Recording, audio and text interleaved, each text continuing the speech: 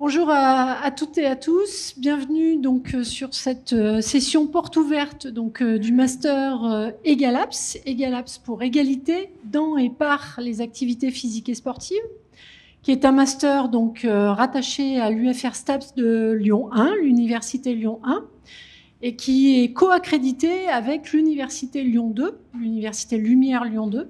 Donc c'est un master en études sur le genre appliqué aux questions sportives. Donc effectivement, le but de cette rencontre, c'est de vous présenter les objectifs, les contenus et les débouchés de ce master, vous donner envie de nous rejoindre dans cette famille EGALAPS et vous donner aussi une petite idée des actions, des activités, des contrats de recherche sur lesquels on est engagé. Donc, mention études sur le genre, je l'ai déjà dit, parcours EGALAPS, avec un site internet, j'y reviendrai tout à l'heure, on va détailler un petit peu ça. Alors tout d'abord, ce master donc, existe depuis septembre 2016, et il a été créé parce qu'il y avait depuis 2012 une vraie demande sociale, politique, et plus récemment professionnelle, autour des questions d'égalité dans et par les activités physiques et sportives. Égalité entre les sexes, égalité entre les sexualités dans le mouvement sportif. Une demande sociale sur laquelle je ne reviendrai pas, je ne m'étendrai pas, une demande politique qu'on peut objectiver à travers deux grands thèmes. C'est vrai que c'est depuis 2012 que le ministère Jeunesse et Sport met en œuvre, prolonge une politique de féminisation du mouvement sportif, avec notamment l'obligation, à partir de 2013, de mettre en place dans les fédérations sportives des plans de féminisation pour augmenter non seulement le nombre de pratiquantes dans les activités, mais aussi le nombre de femmes dirigeantes dans les instances, dans les gouvernances sportives, le nombre de femmes entraîneurs, donc cadres techniques dans le mouvement sportif, le nombre d'arbitres, et travailler à la reconversion aussi des sportifs de haut niveau. Donc 5 grands thèmes qui aujourd'hui structurent les plans de féminisation dans les fédérations sportives, toutes les fédérations sportives de France. Et donc, vous voyez que ça a forcé, en quelque sorte, incité cette politique à agir en faveur de cette féminisation. Plus récemment, depuis 2017, on a aussi une deuxième thématique qui devient très forte dans le mouvement sportif, c'est celle de la lutte contre les violences sexistes et sexuelles, suite à une série d'événements dramatiques qui n'ont pas démarré en 2017-2018. Il y avait déjà, depuis plus de 20 ans, des travaux d'ailleurs qui avaient été faits dans la maison, ici à Lyon, qui avaient, je pense aux travaux de Philippe Léotard, qui avaient mis en avant ces problèmes de violences sexuelles dans le mouvement sportif. Mais depuis 3 ans, on a effectivement un ministère Jeunesse et Sport qui s'empare de cette question-là et qui déclenche non seulement des processus, mécanismes de contrôle de l'honorabilité des éducateurs, mais aussi qui met en place des diagnostics, qui met en place des cellules d'écoute, qui met en place des plans de formation contre les violences sexistes et sexuelles dans le mouvement sportif. Sur le plan toujours politique, là, je viens de vous parler du mouvement sportif, mais on a aussi une dynamique assez forte sur le plan du système éducatif, le secondaire comme l'enseignement supérieur et la recherche, autour des conventions interministérielles pour l'égalité dans le système éducatif, l'égalité entre les filles et les garçons et les femmes et les hommes dans le système éducatif. C'est un titre qui est terriblement long, qui incite effectivement les rectorats, les chefs d'établissement, les présidences d'universités à s'emparer de cette thématique-là et à mettre en place des chargés de mission égalité dans ces établissements. Et puis au-delà de ces chargés de mission égalité, à mettre en place des actions, des cellules d'écoute, des diagnostics pour lutter contre les discriminations et contre les violences, bien sûr. Enfin, dernier exemple pour vous montrer cette dynamique politique, c'est une dynamique qui tourne autour des Jeux Olympiques de Paris 2024, avec depuis 2 ans la mise en place par le comité d'organisation des Jeux Olympiques d'un plan ambitieux, impact et héritage, dont un des axes de ce plan impact et héritage, c'est d'œuvrer contre les discriminations pour l'inclusion et du coup pour l'égalité entre les sexes et les sexualités. Et donc on a toute une série, on a un budget d'abord, hein, qui a été débloqué par les différents ministères et puis par le comité d'organisation. Et on a toute une série d'incitations à action, hein, dans le mouvement sportif, dans les collectivités territoriales, dans les structures scolaires, à mettre des actions en faveur de l'égalité pour préparer en fait cet événement qui fait, vous le savez, je le redis rapidement, qui va pour la première fois des Jeux Olympiques à avoir parité d'athlètes à Paris. Il y aura autant de femmes athlètes que d'hommes. C'est une première. Et puis surtout, l'État va mettre en place un label égalité. Et donc, il y aura une évaluation du process d'égalité autour de ces Jeux Olympiques. Mais ce label égalité, il va ensuite servir à évaluer tous les événements sportifs internationaux qui seront organisés en France. Donc, la question de l'égalité va être au cœur de l'évaluation des événements sportifs futurs, enfin, Paris 2024, puis futurs. Donc, une dynamique politique sans précédent autour de ces questions-là. Du coup, derrière cette dynamique politique, il y a des besoins. Il y a des besoins qui sont grandissants, parce que les fédérations, on les incite à faire des choses, mais elles sont un peu démunies, ces fédérations. Il y a bien sûr des personnes très volontaires et très compétentes dans les fédérations, mais on a pour habitude de dire que jusqu'à présent, on se compte un peu sur les doigts des deux mains.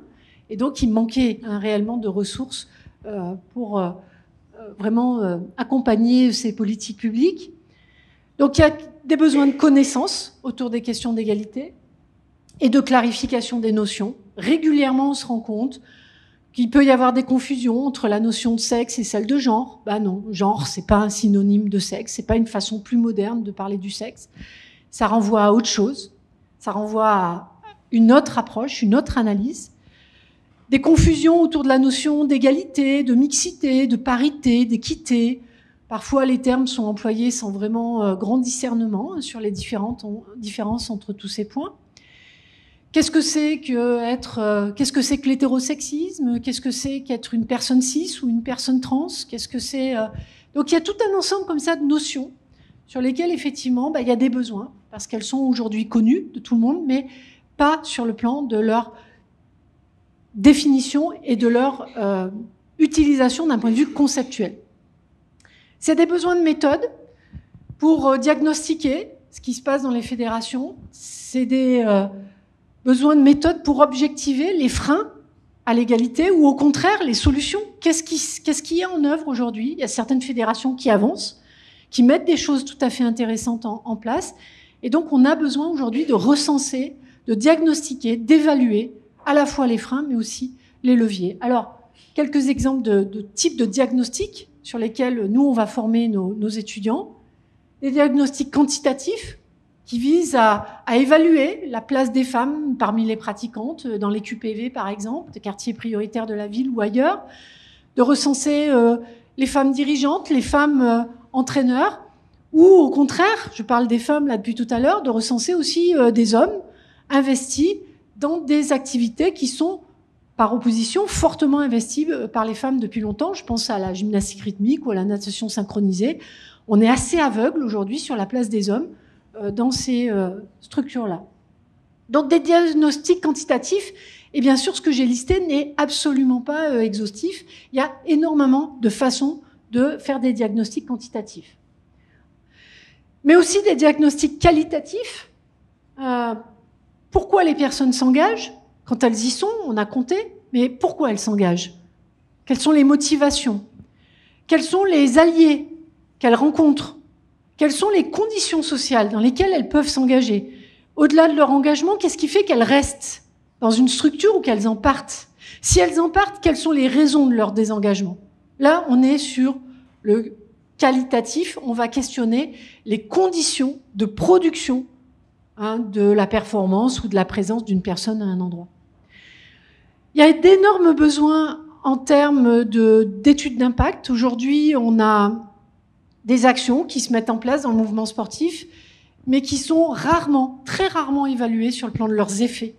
Donc on a besoin, au-delà des diagnostics, on a besoin de faire des études d'impact autour des dispositifs qui sont initiés, qui sont engagés. Et enfin, et c'est le besoin le plus criant qu'il y a aujourd'hui, à mon sens, dans le mouvement sportif, on a besoin de formation. On a besoin de personnes qui soient diplômées, qui soient qualifiées autour des questions d'égalité, parce que des gens motivés, il y en a déjà. Des gens qui s'engagent, il y en a déjà sur ces questions-là, mais la plupart d'entre elles passent rarement par des formations expertes en études sur le genre et sont rarement qualifiées, diplômées autour de ces questions-là. Donc la formation aujourd'hui, c'est un enjeu important dans le mouvement sportif.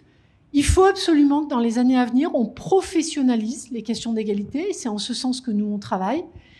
Il faut qu'en fait, devenir un professionnel de l'égalité, ça devienne une évidence, comme on a professionnalisé les métiers de l'entraînement. Vous le savez peut-être pas, mais dans les années 70, on était au tout début de la professionnalisation, de la construction des diplômes dans le monde de l'entraînement. Avant, c'était des bénévoles, des gens qui, sur la base de leurs compétences, s'engageaient dans cette activité. Et puis, on a créé des diplômes en entraînement. Aujourd'hui, la filière entraînement ici de l'UFR STAPS qualifie des entraîneurs. Il faut qu'on fasse la même chose qu'en management, ou qu'on n'a pas. On n'a pas secteur qui, il y a 30 ans, n'était pas professionnalisé. Aujourd'hui, il y a des spécialistes de la rééducation et de la gestion des publics vulnérables. Donc voilà, il faut absolument que les questions d'égalité se professionnalisent et qu'on ait, dans les années à venir, de plus en plus de gens formés, qualifiés et du coup compétents sur le plan des connaissances et des outils autour de ces questions-là. C'est le pari qu'on a fait avec EgalLabs. C'est le pari donc qu'on a fait en 2016 en ouvrant ce master inédit. Cherchez pas, il n'y a pas de concurrence. Il est unique en France, il est unique en Europe. Il n'y a pas d'équivalent, ce qui veut dire qu'aujourd'hui, les personnes qui ont diplôme sont les seules à avoir des qualifications appliquées au sport à l'échelle de l'Europe. Alors, je ne vais pas comparer plus loin. Je n'ai pas la prétention de savoir ce qui se passe sur le continent américain, en Asie, etc. Mais quelques retours qu'on a, il semblerait quand même qu'aujourd'hui, EgalLabs a vraiment une position très particulière et du coup très inédite. Alors ce master, c'est donc un master études sur le genre qui est donc porté par 2 universités, à la fois l'université Lyon 2 qui avait déjà depuis 2012, donc l'université Lyon 2 avait déjà, 4 ans avant nous, mis en place 2 diplômes autour des questions d'égalité. C'était le master égal et le master égalité, pluridisciplinaire, approche sciences humaines et sociales, pour former des DRH, des gens compétents autour des questions d'égalité dans les entreprises. Et donc, on s'est rapproché de cette université pour leur dire, nous, on aimerait bien faire ça, mais en STAPS. Et du coup, on a construit en fait un consortium, Lyon 1, Lyon 2, et aujourd'hui, au sein de cette mention, c'est 7 parcours qui existent. Les 6 premiers sont rattachés à Lyon 2 et relèvent de la littérature, de l'histoire contemporaine, de la sociologie, des organisations et d'autres parcours pluridisciplinaires. Et on a un parcours donc à Lyon 1 en STAPS, le parcours EgalLabs. Ce parcours, donc, qui est porté par 2 universités, il n'est pas né de rien à Lyon.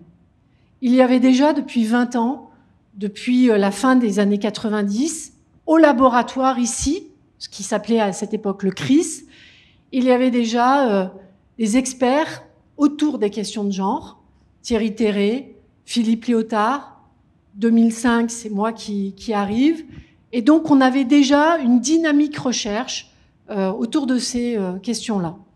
Genre, des publications, des articles. Donc, le master est né, en fait, sur un terrain d'expertise qui existait à Lyon.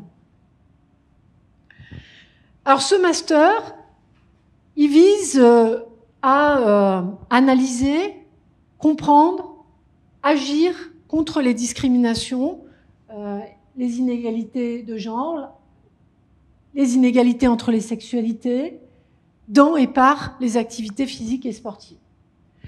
L'objectif, donc, c'est de former des cadres de niveau Bac+5, experts, expertes, autour de ces compétences, et donc de combler un manque de formation et de qualification dans le domaine, d'acquérir des outils et des méthodes autour donc des questions d'égalité, et puis de transmettre, de devenir des relais, de transmettre, de former, pour conduire en fait le changement autour de ces questions-là. Le master est composé de 2 années de formation. La première année, c'est à peu près 450 heures de formation, hors stage, plus un stage, mais qui est assez restreint, de 120 heures à peu près. Le but, c'est de vous donner les outils, à la fois théoriques et méthodologiques, de pouvoir mener des diagnostics dans les structures qui vous accueilleront. Qu'elles soient système éducatif, mouvement fédéral, collectivité territoriale. L'objectif du M1, c'est d'avoir les connaissances, les outils pour réaliser des diagnostics. Okay ? Quanti, quali, être capable de diagnostiquer ce qui se passe en termes, bien sûr, au prisme du genre, donc en termes de discrimination de genre dans vos structures.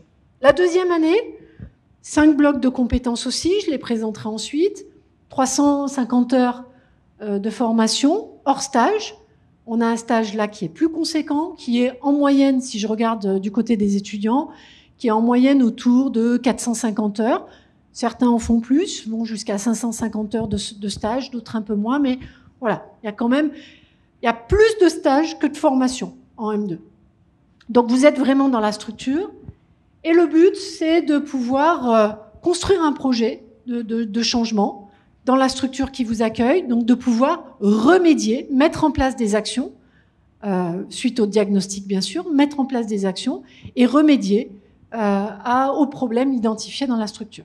Okay ? Donc on est dans l'agir, dans le M2. Et les outils pour agir. 2 slides pour présenter un petit peu, mais ça sera accessible sur le site internet, donc je ne vais pas trop m'attarder là-dessus, présenter un peu ces 5 blocs de compétences qui vont structurer donc la formation. Là, c'est les 5 blocs de compétences donc du Master 1, et la slide d'après, ce sera le Master 2.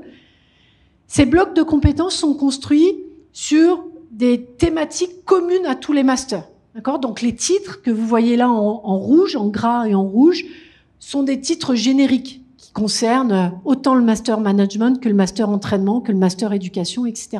Donc ce qui compte, c'est pas ces titres, c'est ce qu'on met à l'intérieur. Premier bloc, tout ce qui concerne la maîtrise des outils numériques. Nous, en EgalApps, on va avoir des cours d'approche quantitative où on va apprendre à gérer des fichiers de données, des fichiers Excel.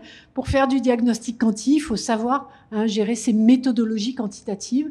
Et donc, on aura un enseignement qui vous accompagnera là-dessus.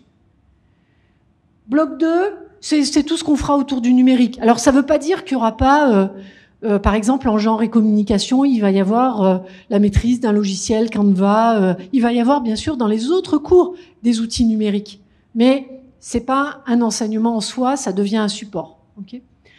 Bloc 2, c'est les savoirs spécialisés. Savoirs spécialisés, donc leur développement et l'intégration. Alors, tout ce que vous voyez en violet, c'est les cours qui sont en commun avec Lyon 2. Parce que je ne l'ai pas dit et j'aurais dû le dire plus tôt, dans ce master, on a donc un double portage, je vous l'ai dit tout à l'heure, mais du coup, on a aussi des espaces qui sont communs à Lyon 1 et Lyon 2, des cours qui sont communs, et des cours qui sont spécifiques à STAPS.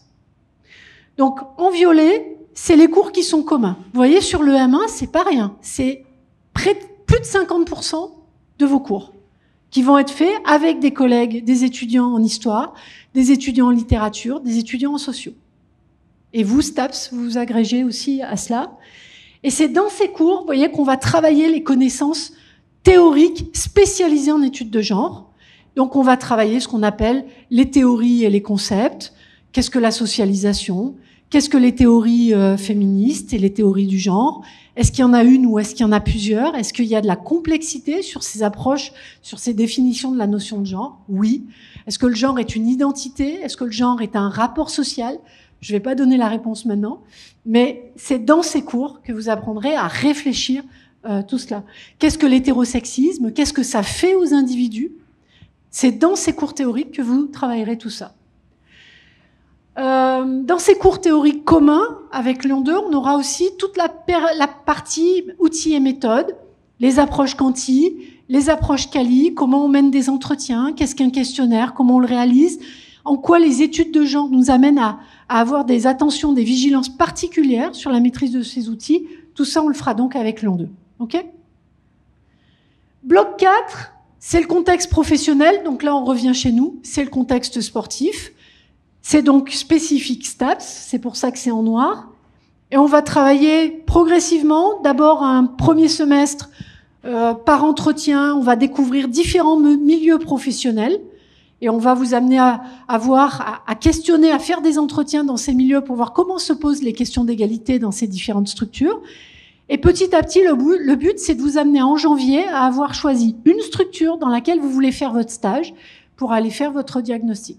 OK ? Donc, connaissance des secteurs d'activité, méthodologie de la recherche, on accompagnera votre travail de stage, et puis la mise en stage, donc à partir de février. Bloc 5, ce sont les cours spécifiques à STAPS, cours théoriques, mais spécifiques à STAPS. Et là, on va avoir une approche historique autour de comment, à l'échelle de l'histoire du XXe siècle, se sont construites les inégalités de genre et les inégalités de sexualité.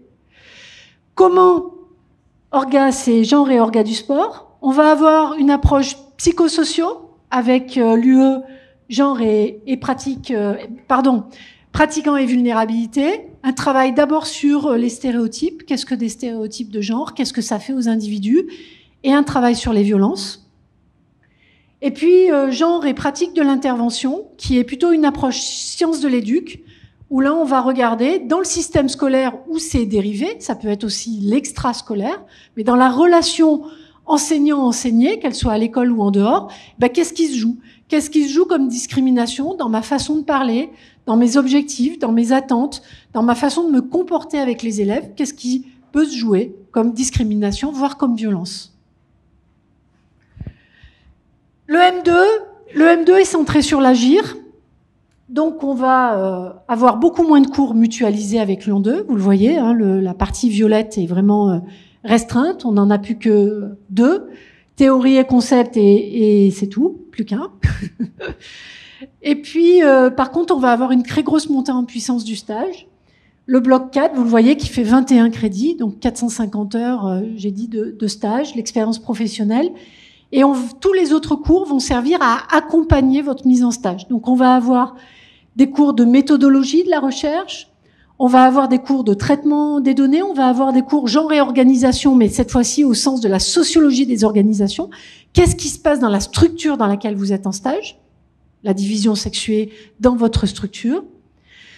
Et puis, on va avoir beaucoup de cours pour penser le changement. Aujourd'hui, quelles sont les grandes théories en termes d'innovation sociale qui peuvent nous aider à penser et à conduire le changement? Donc, c'est le bloc 5, management de l'innovation, conduite d'études et conduite de projets, études de cas et professionnalisation. Là, on est vraiment, vous voyez, sur un focus professionnel. Pour mener à quoi? 7 ans, donc maintenant de recul, on commence à voir effectivement nos étudiants s'insérer dans le milieu professionnel. On commence à y voir plus clair sur les débouchés. D'abord, il faut que je dise, pour être tout à fait honnête, qu'on est sur des métiers émergents. Je l'ai dit tout à l'heure, il y a un enjeu futur de professionnaliser les questions d'égalité. Aujourd'hui, c'est encore très rare de voir une fiche de poste profilée égalité. C'est souvent des fiches de poste développement, inclusion, c'est souvent des thématiques plus larges, mais on voit que nos étudiants s'insèrent dans ces profils et, j'ai envie de dire, développent, une fois dans le milieu, développent les fiches de poste du futur.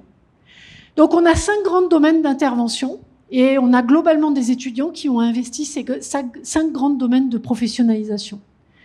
On a des étudiants et on vise la professionnalisation dans le mouvement fédéral ou le mouvement olympique, mouvement sportif donc classique, les fédérations et les délégations décentralisées, les ligues et les comités. Et on a déjà des partenariats très forts avec certaines fédés, la Fédération française de football, la Fédération française d'aviron, la Fédération française de basketball, la Fédération française de boxe. J'en oublie, je ne vais pas toutes les dire. Mais on a des partenariats déjà forts avec ces fédés. Deuxième type de débouché, les collectivités territoriales. Vous savez que au sein des mairies, il y a des services des sports, et ces services des sports s'occupent de la politique sportive de la ville, dans les quartiers prioritaires de la ville, mais pas que. Ils gèrent des encadrants, ils gèrent des subventions, ils gèrent des activités, ils gèrent des événements. Et aujourd'hui, il y a très peu de spécialistes des questions de genre dans ces services-là. Or, par exemple, pour Lyon, il y a un maire qui mène une politique d'intégration du genre dans la distribution des budgets, par exemple, dans la distribution des actions sportives. Et donc, il y a besoin d'experts, d'expertes pour accompagner ces politiques genrées. Le système éducatif, il y a dans la formation des gens qui sont déjà enseignants d'EPS et qui sont revenus dans le master pour se spécialiser, tout en restant enseignants d'EPS, se spécialiser sur les questions d'égalité et devenir chargé de formation auprès d'un rectorat ou auprès d'une UFRAPS pour venir faire des cours sur les questions d'égalité en lien avec le terrain EPS. On donnera quelques exemples après. Système éducatif, je raccroche à enseignement supérieur. On a de plus en plus au sein du master d'étudiants qui veulent suivre un doctorat, qui veulent se spécialiser sur les questions de genre en termes de recherche, d'enseignement dans le supérieur et de recherche. Et on a effectivement la joie d'avoir des allocations doctorales qui ont été attribuées à des étudiants du master EgalAPS. Et là, à partir de septembre, notre première bourse CIFRE, donc un financement par une fédération pour faire une recherche à une étudiante, en l'occurrence, du master EgalAPS. Donc, le secteur de l'enseignement est une voie de débouché. Et enfin, l'événementiel, parce qu'on a le consulting, le management de façon générale, on a aussi des étudiants et étudiantes qui souhaitent rester dans le libéral, monter leur propre entreprise de consulting autour des questions d'égalité et aller accompagner ponctuellement la mise en place de la Coupe du Monde de rugby, la mise en place des Jeux Olympiques ou une politique menée par une fédération sur un temps court et qui souhaite accompagner ponctuellement. Alors, différents partenaires sur les logos, j'ai pas le temps de tous les citer, mais quelques exemples quand même de débouchés. Donc, pour la première fois cette année, on a organisé une journée de professionnalisation. Ça montre la maturité, la façon dont finalement on peut aussi faire évoluer notre communication en parlant un peu plus des personnes qui ont fait le master. Et tout à l'heure, elles auront la parole pour répondre aussi à vos questions. Il y a ici des étudiants et étudiantes du master. Donc, quelques exemples. Marie Houel, qui est devenue chargée d'évaluation des politiques fédérales et de la féminisation à la Fédération française de basket. Marie Laudrin, conseillère technique fédérale au sein du comité Auvergne-Rhône-Alpes en canoë-kayak et qui aujourd'hui fait des diagnostics pour ce comité et mène les actions pour construire le plan de féminisation de ce comité. Elle a pu, dans son poste, intégrer ces missions-là et du coup agir sur cette perspective. Mona Pantel, conseillère d'animation sportive au service départemental jeunesse et sport, donc des Yvelines. Elle est en charge de la formation autour de la question des violences sexuelles dans le sport et donc de la thématique plus large femmes et sport. Marion Menet, Quentin Leportier, qui ont intégré l'association Colosse au pied d'argile, qui est la grosse association nationale qui travaille sur la formation auprès des fédérations sur la question des violences sexuelles dans le sport. Donc on a des étudiants qui intègrent ces dispositifs associatifs pour faire de la formation. On a des étudiants qui ont intégré Sport dans la ville, donc qui ont une autre grosse association. On a un partenariat privilégié avec Play International. On espère bien que Play recrutera d'ici peu des étudiants du master. Marine Romezin qui s'est installée en libéral pour faire du consulting et accompagner des politiques égalité dans différents sens. Et puis, j'ai dit tout à l'heure, des enseignants d'EPS qui sont maintenant au SNEP dans le groupe égalité. Je pense à Sonia Lajaumont, à Karine Ham qui a monté des formations dans son établissement et dans son académie autour des questions d'égalité. Et puis des diplômés donc qui ont intégré la recherche. Cassandre Ivray qui travaille sur une approche comparée France-Canada sur les socialisations des footballeuses. Alison Hernandez, qui travaille sur l'émergence d'équipes féministes en football, donc hors dispositif FFF, en France, avec donc l'idée de questionner ces innovations là de pratique, hors FFF qui se passent, et d'analyser un peu ça. Et puis aussi des étudiantes qui sont parties vers d'autres voies.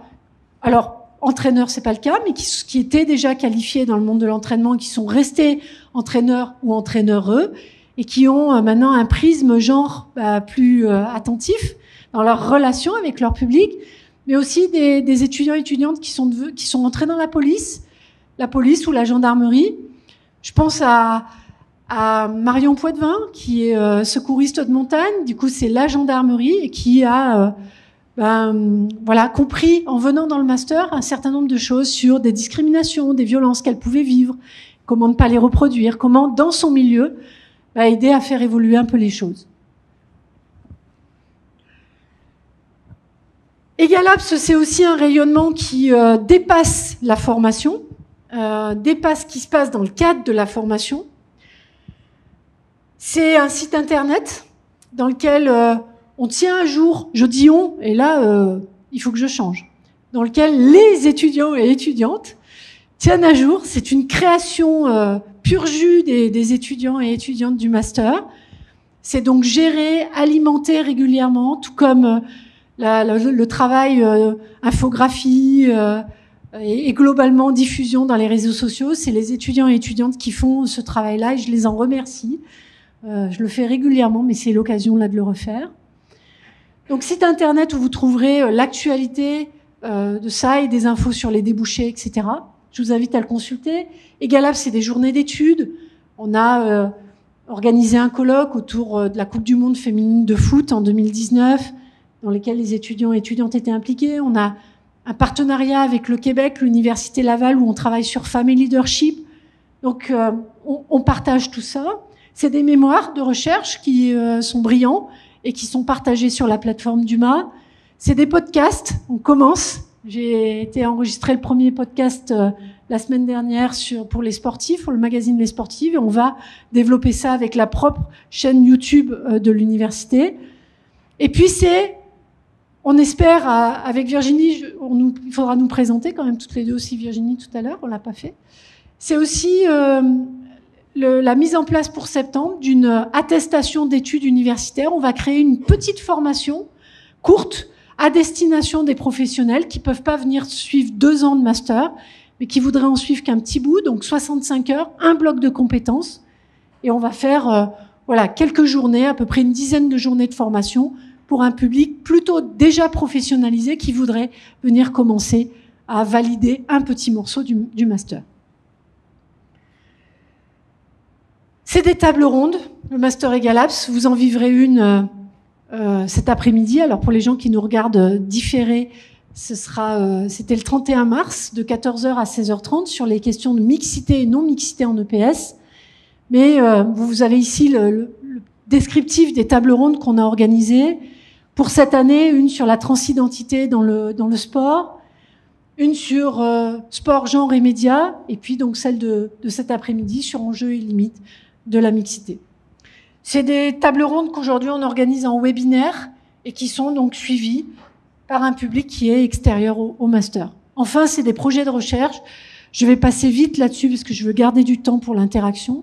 Mais grâce à Egalabs et avec Egalabs, depuis 5 ans, le laboratoire qui avait déjà cette entrée genre, est vraiment monté en compétences et en puissance sur les projets de recherche qui sont menés. Et on a aujourd'hui, vous voyez, pas mal de projets avec des partenaires associatifs, privés, autour des questions de diagnostic. Alors, c'est bien pour le labo, mais c'est aussi bien pour Egalabs parce que finalement, par ces contrats, on peut recruter au sein du labo des étudiants stagiaires, mais on va même plus loin. On peut recruter des contractuels pour faire de la vacation, ça reste du précaire. On peut recruter des assistants ingénieurs, c'est le cas cette année. Là, pour la première fois, on va recruter Alix, une ancienne étudiante du master, sur un poste donc d'assistante ingénieur. Et puis, on peut négocier des contrats doctoraux et recruter à plus long terme des doctorants. Et bien sûr, avec l'idée de recruter des enseignants et enseignantes-chercheurs pour les années à venir. Enfin, Egalabs, pour finir la présentation et du coup des personnes, c'est une équipe, c'est un collectif. Moi-même, donc Cécile Otogali Mazacavallo, mais aussi Virginie Niquez, donc qui m'accompagne dans le portage et la codirection de ce master. Et puis, c'est une équipe d'enseignants et d'enseignantes, une équipe sur Lyon 1, Aurélie Éperon, Philippe Léotard, Muriel Salle, Aurélie Olivesi, Natacha Bogno, Marie-Carmen Garcia, qui est la dernière de l'équipe. Et du coup, j'ai fait un montage et j'ai pas réussi à mettre son nom, mais voilà, elle est là, elle est bien dans l'équipe. Et puis des collègues de Lyon 2 aussi, avec qui on travaille, Corinne Rostin, Yannick Chevalier, Marianne Thivan, Estelle Bonnet, Abir Krefa, et bien sûr d'autres, parce que ça, ce sont que les titulaires, mais c'est aussi un grand collectif de vacataires ou d'enseignants-chercheurs des autres universités. Pour faire simple, tous les grands spécialistes ou les grandes spécialistes des questions de genre en France et même à l'international passent à un moment ou un autre par le master, sont invités dans le master pour venir faire soit une conférence, soit un cours plus développé. Virginie, est-ce que tu souhaites compléter quelque chose ? Bien, je vous propose qu'on passe sur le temps questions-réponses. Vos questions et mes réponses, mais aussi peut-être un échange plus interactif avec les étudiantes et les étudiants du master. Merci.